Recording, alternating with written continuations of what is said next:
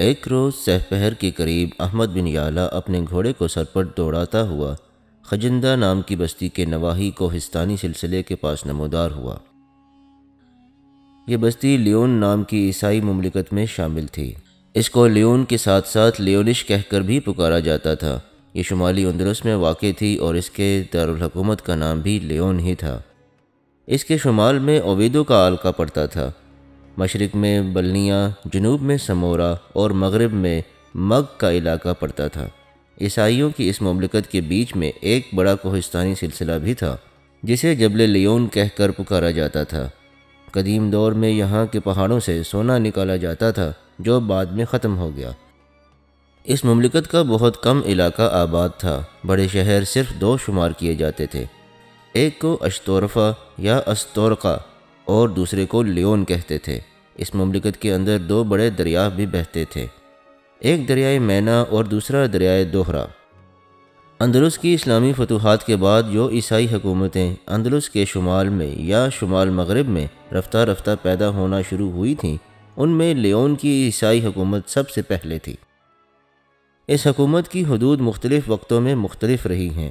اس مملکت کے مرکزی شہر لیون کے دو حصے تھے، ایک پرانا اور ایک نیا۔ پرانے شہر کے گرد ایک فصیل تھی۔ 540 عیسوی میں اس پر شمال کی طرف سے آنے والی وحشی قوم قوطی نے قبضہ کر لیا۔ اس کے بعد 717 عیسوی میں مسلمان اس پر قابض ہو گئے، یہاں تک کہ 742 عیسوی میں عیسائیوں نے پھر اس علاقے پر قبضہ کر لیا۔ ایک مدت تک مسلمانوں اور لیون کے عیسائیوں میں چپکلش اور جنگیں جاری رہیں۔ عیسائیوں کی قوت اس علاقے میں بڑھتی رہی۔ 10ویں صدی عیسوی کے شروع میں شہر لیون عیسائی حکومت لیون کا دارالحکومت قرار پایا اور 996 عیسوی میں اندلس کے مسلمان حکمران محمد بن ابی عامر المنصور نے اس شہر اور اس کے علاقے کو فتح کرتے ہوئے مسلمانوں کی مملکت میں شامل کر لیا، لیکن بعد میں پھر شمال کی طرف سے آنے والے نصرانی اس پر قابض ہو گئے، کیونکہ یہ جگہ ایسے مقامات پر تھی جس کو مسلمان بار بار فتح کرتے تھے مگر وہاں قیام زیادہ نہ رکھتے تھے۔ خجندہ نام کی اس بستی کے نواحی کوہستانی سلسلے کے قریب جا کر احمد نے اپنے گھوڑے کو روک دیا۔ اس وقت اس کے گلے میں سنہری سلیب لٹک رہی تھی۔ کچھ دیر تک وہ اس کوہستانی سلسلے کا جائزہ لیتا رہا۔ اس نے دیکھا کہ کوہستانی سلسلے کے اوپر اور اس کی تدریجی ڈھلانوں میں بہت سے ریوڑ چر رہے تھے۔ اچانک احمد بن یعلا کی نگاہ ایک 13-14 برس کے بچے پر پڑی۔ وہ ایک پتھر پر بیٹھا ہوا تھا، اس کے ہاتھ میں ایک چھڑی تھی اور وہ بڑے غور سے احمد کی طرف دیکھے جا رہا تھا۔ احمد نے ہاتھ کے اشارے سے جب اسے اپنی طرف بلایا تو وہ اپنی جگہ پر اٹھ کھڑا ہوا اور ڈھلان پر بڑی تیزی سے بھاگتا ہوا نیچے اترا اور احمد کے پاس آن کھڑا ہوا۔ وہ بچہ سہما اور ڈرا ڈرا سا تھا۔ احمد نیچے اترا اور بڑے پیارے انداز میں اس نے بچے کے سر پر ہاتھ رکھا، پھر اسے مخاطب کر کے کہنے لگا، کیا تو اس کوہستانی سلسلے میں اپنا ریوڑ چرا رہا ہے؟ بچے نے جب دیکھا کہ وہ سوار اس کے لیے نقصان کا باعث نہیں بن رہا، بڑی محبت اور چاہت کے ساتھ اس کے ساتھ پیش آ رہا ہے، تب اس نے اپنے آپ کو سنبھال لیا، چہرے پر تبسم بھی نمودار ہوا اور پھر بڑی اپنائیت سے کہنے لگا، آپ کا اندازہ درست ہے، میرا ایک چھوٹا سا ریوڑ ہے جو میں اس کوہستانی سلسلے میں چراتا ہوں۔ احمد نے پھر اسے مخاطب کیا، کیا تمہارا کوئی بڑا بھائی نہیں جو ریوڑ کو چرائے؟ اس سوال پر وہ بچہ کسی قدر افسردہ اور سوگوار ہو گیا اور کہنے لگا، میں ایک ہی ہوں، میرا دوسرا کوئی بھائی نہیں ہے، ایک چھوٹی بہن ہے، میرے ماں باپ بوڑھے ہو چکے ہیں۔ چونکہ انہیں اولاد آخری عمر میں ملی تھی، اس بنا پر یہ ریوڑ مجھے ہی چرانا پڑتا ہے۔ احمد نے کچھ سوچا اور پھر اس کا گال تھپتھپاتے ہوئے کہنے لگا، کیا اس کوہستانی سلسلے میں کوئی ایسا چرواہا بھی ہے جس کا نام مازران ہو؟ بچہ اس بار پہلے کی نسبت زیادہ پرسکون انداز میں کہنے لگا، ہاں، مازران اسی کوہستانی سلسلے کے اندر اپنا ریوڑ چراتا ہے۔ پھر وہ مڑا اور کوہستانی سلسلے کے اوپر بیٹھے ہوئے ایک شخص کی طرف اشارہ کرتے ہوئے کہنے لگا، وہ اوپر جو پتھر پر شخص بیٹھا ہوا ہے وہی مازران ہے۔ اس چھوٹے اور ننھے چرواہے کے اس جواب پر احمد بن یعلا خوش ہو گیا تھا۔ ایک بار پھر اس کی پیٹھ تھپتھپائی اور کہنے لگا، کیا تم جانتے ہو کہ اس مازران کے ہاں کسی ایسے شخص نے قیام کر رکھا ہو جس کا نام مستنا ہو؟ اس کے ساتھ اس کا ایک ساتھی بھی ہو جس کا نام سرواندو ہے۔ وہ بچہ اب کسی قدر پرسکون اور بے فکر ہو گیا تھا، بغیر کسی توقف کے کہنے لگا، آپ کا اندازہ درست ہے، اس نام کے 2 اشخاص پہلے مازران کے ہاں ہی قیام کیے ہوئے تھے، اس لیے کہ ان میں سے جو ابن مستنہ ہے وہ مازران کا عزیز اور رشتہ دار ہے، اور جہاں تک سرواندو کا تعلق ہے تو وہ بھی پہلے یہیں قیام رکھتا تھا، لیکن اب وہ یہاں سے شمال کی طرف جا چکا ہے، کہاں گیا ہے اس کی مجھے خبر نہیں۔ یہاں تک کہنے کے بعد وہ بچہ خاموش ہو گیا۔ جواب میں احمد نے کچھ سوچا، پھر اس بچے کو مخاطب کر کے کہنے لگا، دیکھو میرے عزیز، تم کوہستانی سلسلے کے اوپر نہ جانا، یہیں کھڑے رہنا، میں ذرا مازران کے پاس جاتا ہوں، میں نے اس سے ایک رقم لینی ہے، اگر رقم مل گئی تو اس میں سے تجھے کچھ دیتا جاؤں گا اور پھر اپنی منزل کی طرف روانہ ہو جاؤں گا۔ احمد کے ان الفاظ پر وہ بچہ خوش ہو گیا۔ اس کے ساتھ ہی جب احمد جست لگاتے ہوئے اپنے گھوڑے پر سوار ہوا اور گھوڑے کو ایڑ لگا کر اس نے کوہستانی سلسلے کے اوپر چڑھنا شروع کیا تو وہ بچہ وہیں ایک پتھر پر بیٹھ گیا۔ اپنے گھوڑے کو ایڑ پر ایڑ لگاتا ہوا احمد کوہستانی سلسلے کے اوپر اس جگہ پہنچ گیا جہاں ایک شخص بڑے چٹان نما پتھر پر بیٹھا ہوا تھا اور اس کے سامنے ڈھلوانوں پر ان گنت بھیڑ بکریاں چر رہی تھیں۔ جو ہی احمد اس کے قریب ہوا تو اسے دیکھتے ہی فکرمندی کے انداز میں وہ اٹھ کھڑا ہوا، خوف زدہ اور سہمے انداز میں احمد کی طرف دیکھنے لگا۔ احمد اس کے قریب جا کر اپنے گھوڑے سے اترا، اس چرواہے کے قریب گیا، پھر انتہائی نرم آواز میں اسے مخاطب کر کے کہنے لگا، اگر میں غلطی پر نہیں تو تمہارا نام مازران ہے۔ وہ شخص فکرمندی کے انداز میں احمد کی طرف دیکھتے ہوئے کہنے لگا، آپ کا اندازہ درست ہے، میرا نام مازران ہی ہے، کیا میں جان سکتا ہوں کہ آپ کون ہیں اور مجھ سے کیا چاہتے ہیں؟ احمد پیچھے ہٹا، اپنے گھوڑے کی زین سے لٹکتی ہوئی ایک چھوٹی سی خرجبین اتار کر اس نے اپنے کندھے سے لٹکا لی اور دوبارہ مازران کے پاس آیا اور اسے مخاطب کر کے کہنے لگا، دیکھ مازران، تمہیں مجھ سے ڈرنے، فکر مند ہونے اور خوف کھانے کی ضرورت نہیں ہے، اس لیے کہ میں نہ تمہارا دشمن ہوں نہ تمہیں کسی قسم کا نقصان پہنچانا چاہتا ہوں، لیکن جو میں پوچھوں اس کا جواب سچائی پر رہتے ہوئے دینا، جھوٹ بولو گے تو میں تمہاری گردن کاٹنے میں تاخیر سے کام نہیں لوں گا۔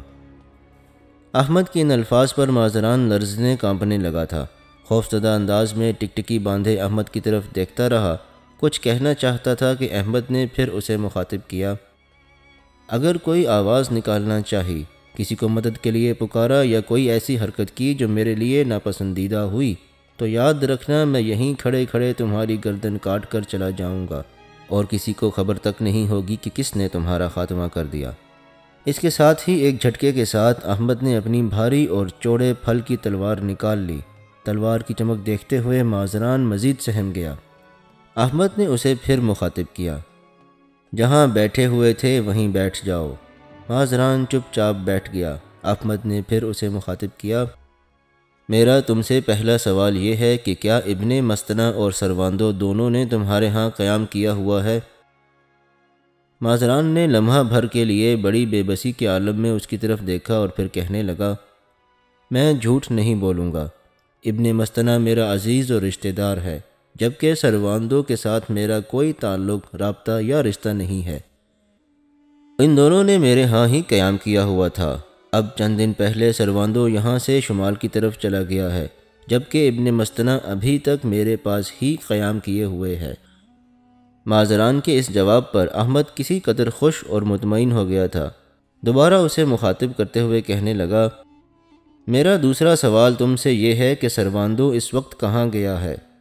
مازران پھر سہمے سے انداز میں بول اٹھا، شمال میں بمبلونا نام کا ایک شہر ہے، اس کے شمال میں شہر کے بالکل قریب ایک بہت بڑا گرجا ہے، اس گرجے میں جو پادری ہے وہ سرواندو کا رشتہ دار ہے اور سرواندو نے اسی کے پاس قیام کر لیا ہے۔ یہاں تک کہنے کے بعد مازران خاموش ہو گیا۔ احمد نے اسے پھر مخاطب کیا، تم نے چونکہ سچ بولا ہے لہٰذا میں تمہیں کوئی نقصان نہیں پہنچاؤں گا۔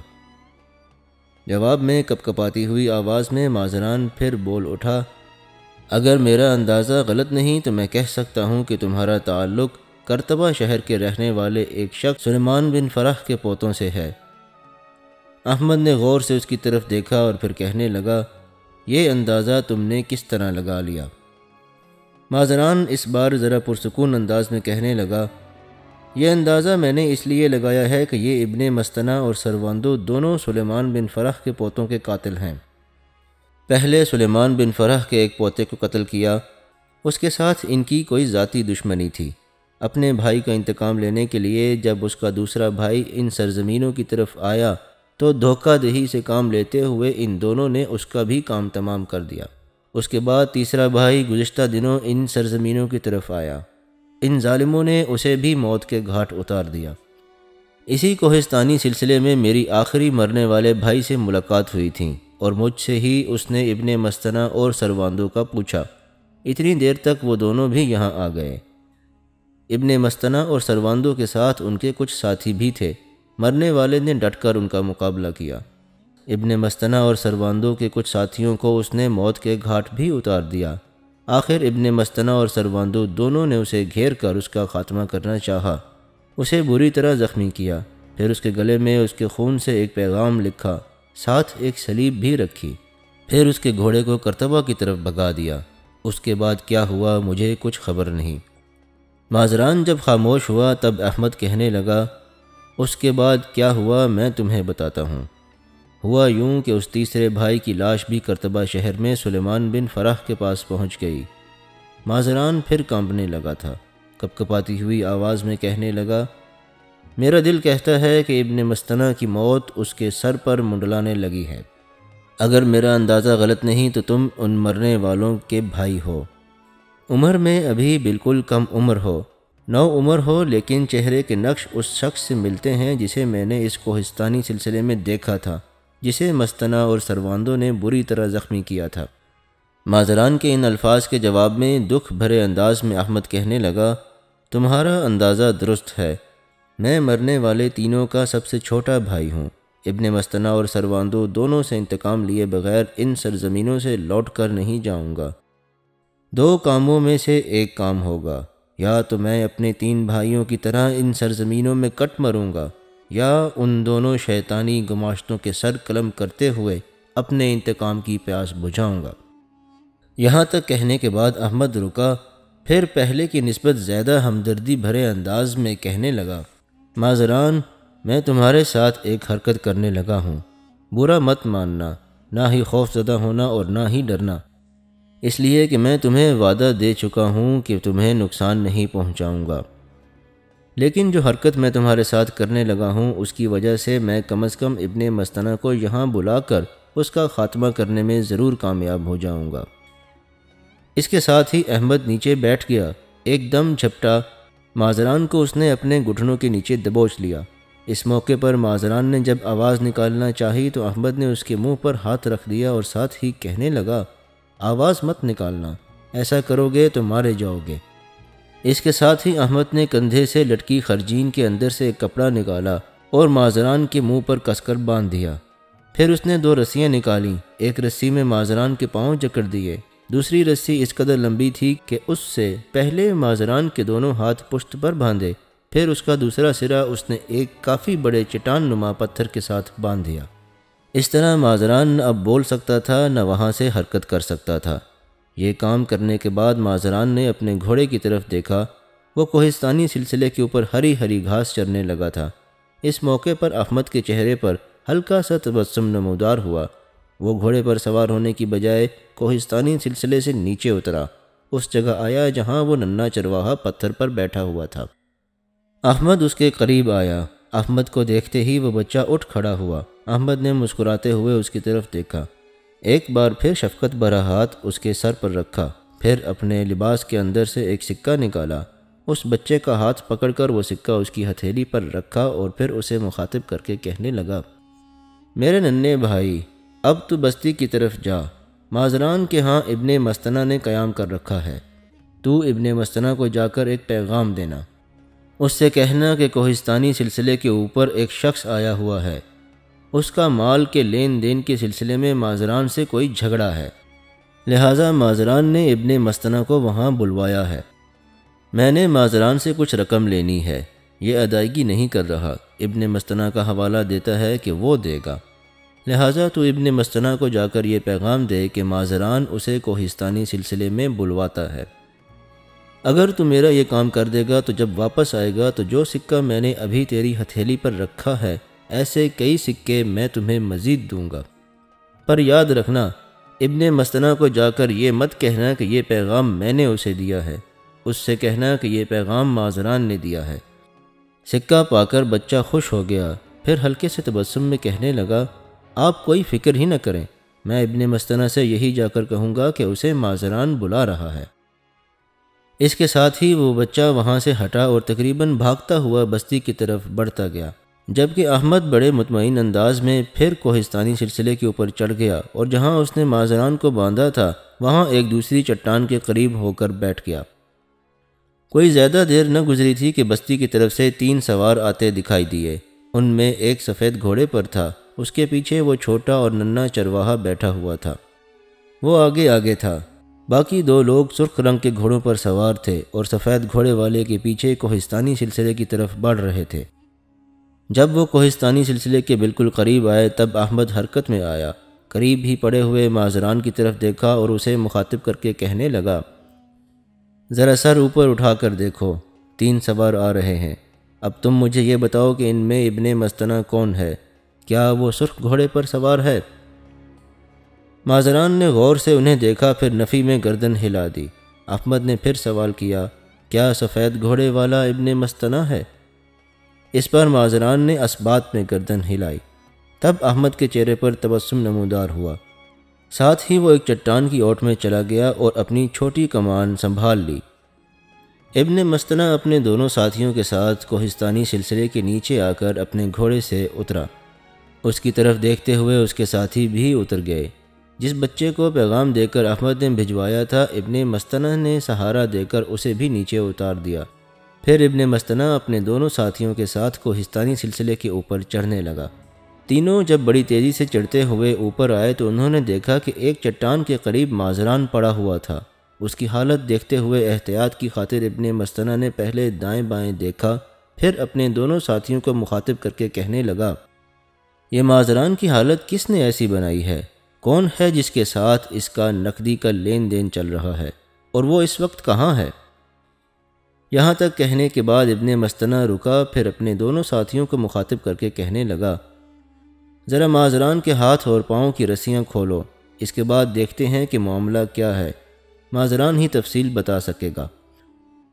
جو ہی ابن مستنہ کے وہ دونوں ساتھی مازران کی رسیاں کھولنے کے لیے آگے بڑھے، سنسناتے ہوئے یکے بعد دیگرے کئی تیر آئے اور ابن مستنہ کے دونوں ساتھی چھلنی ہو کر زمین پر گر گئے۔ اس صورتحال نے ابن مستنہ کو خوف اور دہشت میں مبتلا کر کے رکھ دیا۔ ایک جھٹکے کے ساتھ ابن مستنہ نے اپنی تلوار سنبھال لی اور احتیاط کی خاطر سہمے سہمے سے انداز میں چاروں طرف بڑے غور سے دیکھنے لگا۔ اتنے میں قریب چٹان کی اوٹ سے احمد بن یعلا نمودار ہوا۔ اس کے ہاتھ میں برخنا تلوار اور ڈھال تھی۔ آہستہ آہستہ وہ ابن مستنہ کی طرف بڑھا۔ اسے دیکھتے ہوئے ابن مستنہ مزید خوفزدہ ہو گیا۔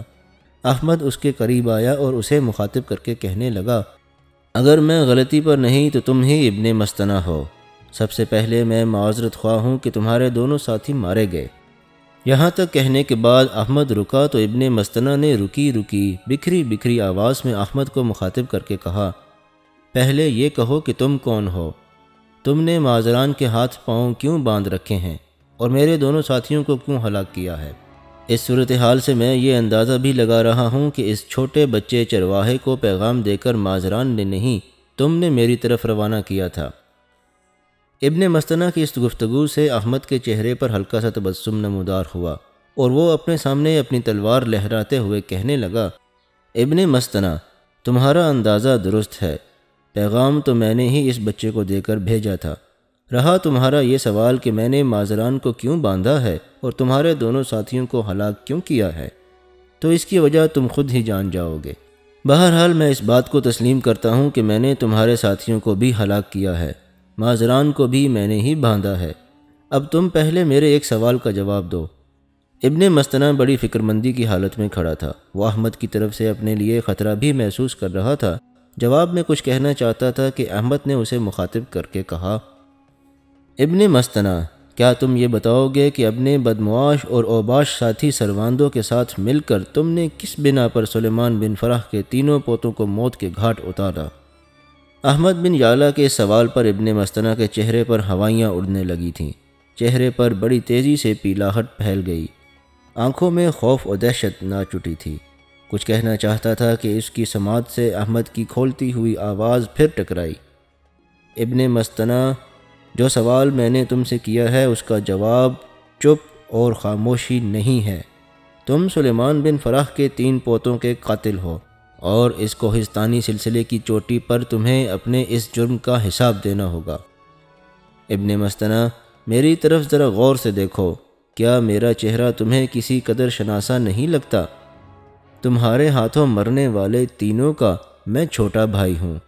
میرے تیسرے بھائی کو قتل کرنے کے بعد تم نے اس کی لاش کے ساتھ ایک تحریر بھجوائی تھی کہ اس کے خاندان کا اگر کوئی بندہ ہو تو اس کا انتقام لے لے۔ سو ابن مستنہ، میں انتقام لینے کے لیے پہنچ گیا ہوں۔ دیکھو، میں تم پر اچانک حملہ آور نہیں ہوں گا، تمہیں دفاع کا پورا موقع دوں گا۔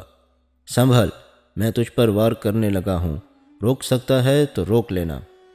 اس کے ساتھ ہی جچے تلے قدموں سے احمد آگے بڑھنے لگا، جبکہ ابن مستنہ بھی کپکپاتے ہوئے اپنی تلوار اپنے سامنے لہرانے لگا۔ آگے بڑھ کر جب احمد نے اس پر تلوار کا وار کیا تو اس وار کو ابن مستنہ نے اپنی تلوار پر روکا۔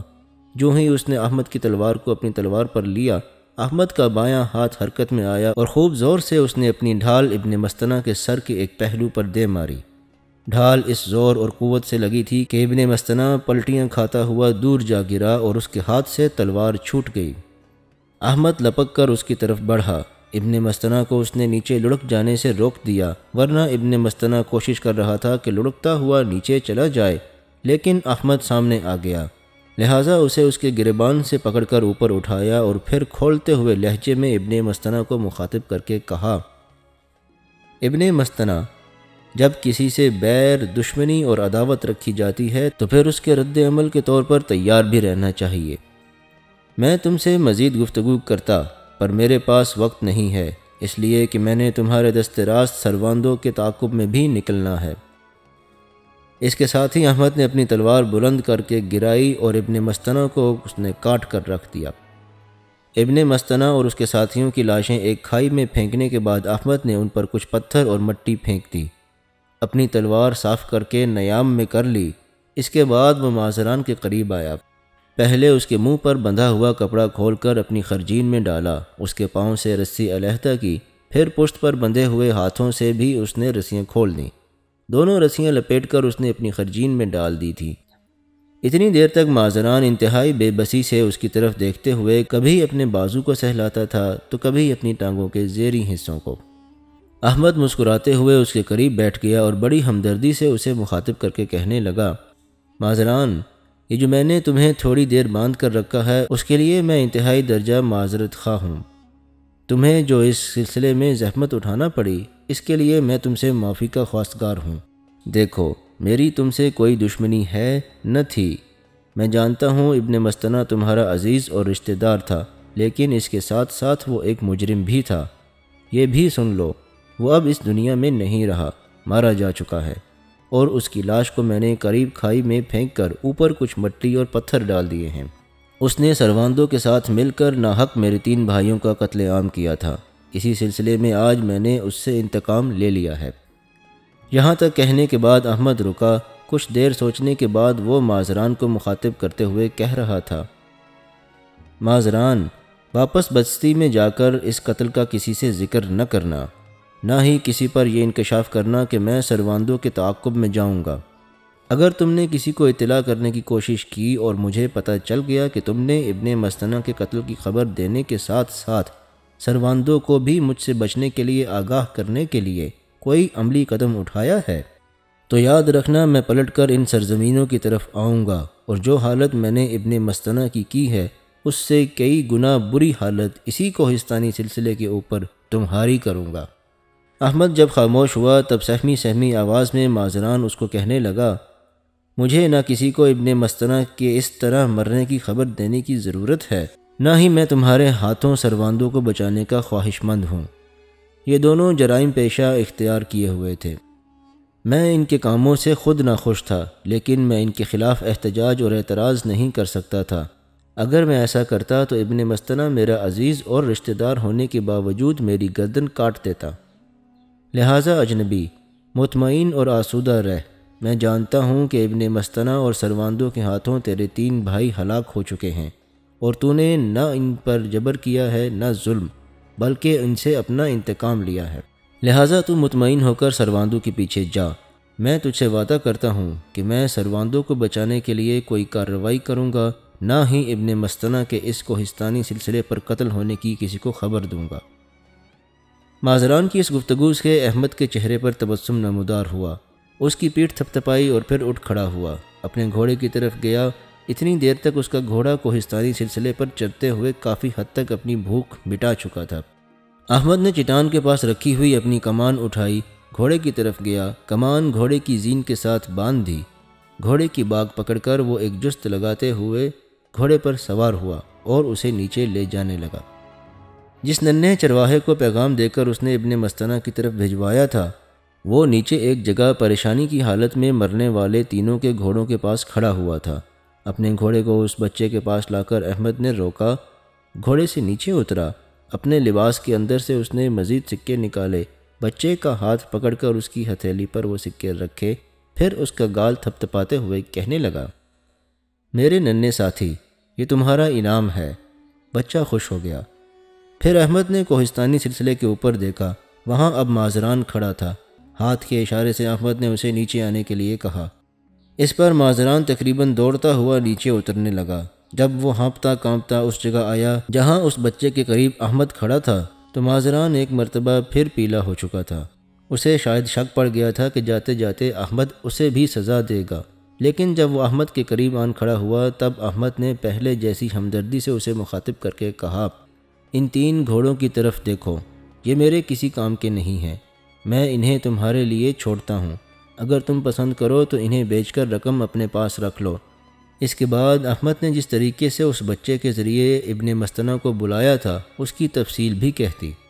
جواب میں مازران کچھ دیر سوچتا رہا، پھر کہنے لگا، جہاں تک ان 3 گھوڑوں کا تعلق ہے تو اگر میں ان پر قبضہ کر کے بیچنے کی کوشش کروں گا تو کہیں یہ گھوڑے میرے لیے مصیبت کا باعث ہی نہ بن جائیں۔ اس پر احمد نے کچھ سوچا اور پھر مازران کو مخاطب کر کے کہنے لگا، یہ جو 2 آدمی ابن مستنہ کے ساتھ آئے تھے، کیا ان کا تعلق تمہاری بستی سے ہے یا ابن مستنہ کے ساتھی تھے؟ مازران اس بار پرسکون انداز میں کہنے لگا، ان تینوں کا اس بستی سے کوئی تعلق نہیں۔ ابن مستنہ کے ساتھ جو 2 لوگ مرے ہیں ان کا تعلق نہ جانے کس بستی سے ہے۔ ابن مستنہ کے ساتھ ہی انہوں نے میری حویلی میں قیام کیا ہوا تھا۔ میں غریب آدمی ہوں، ریوڑ چراتا ہوں اور اسی ریوڑ سے میرے گھر کے اخراجات پورے ہوتے ہیں۔ تاہم جب سے ابن مستنہ اور اس کے ساتھی میرے ہاں قیام کیے ہوئے تھے، اپنے اخراجات کے علاوہ وہ میرے اخراجات بھی پورے کیا کرتے تھے۔ مازران جب خاموش ہوا تو احمد پرسکون انداز میں اس کو کہنے لگا، پھر تو سارا کام ہی ٹھیک ہو گیا۔ جب ابن مستنہ کے ان 2 ساتھیوں کا بھی تعلق اس بستی سے نہیں ہے، پھر تم سے کوئی باز پرس کرنے والا بھی نہیں ہوگا۔ تینوں مر گئے ہیں، تم یہ کہہ دینا کہ وہ تینوں کہیں چلے گئے ہیں اور اپنے گھوڑے تمہارے حوالے کر گئے ہیں۔ اس طرح گھوڑے بیچ کر تم رقم اپنے پاس رکھ لینا، لیکن جانے سے پہلے میں تم سے یہ بھی کہوں گا کہ ان گھوڑوں کی جس قدر رقم تمہیں ملے اس میں سے کچھ حصہ اپنی ایمانداری سے اس بچے کو بھی دینا۔ احمد کے ان الفاظ پر وہ بچہ خوش ہو گیا۔ مازران اس بار اپنائیت کے انداز میں کہنے لگا، آپ بالکل کوئی فکر نہ کریں، گھوڑوں سے جو رقم حاصل ہوگی اس میں سے خاصا بڑا حصہ میں اس بچے کے لواحقین کے حوالے کروں گا۔ یہ غریب ماں باپ کا بیٹا ہے اور یہ رقم ان کے کام آئے گی۔ مازران کے ان الفاظ پر احمد خوش ہو گیا۔ وہ اپنے گھوڑے پر سوار ہوا، اسے ایڑ لگائی اور پھر دیکھتے ہی دیکھتے وہ اپنے گھوڑے کو شمال کی سمت پر دوڑا رہا تھا۔ اگر آپ کو یہ ویڈیو پسند آئی ہو تو اس کو لائک اور شیئر ضرور کیجیے گا اور چینل کو سبسکرائب بھی کر لیجیے گا تاکہ آئندہ آنے والی تمام ویڈیوز آپ کو باقاعدگی سے مل سکیں۔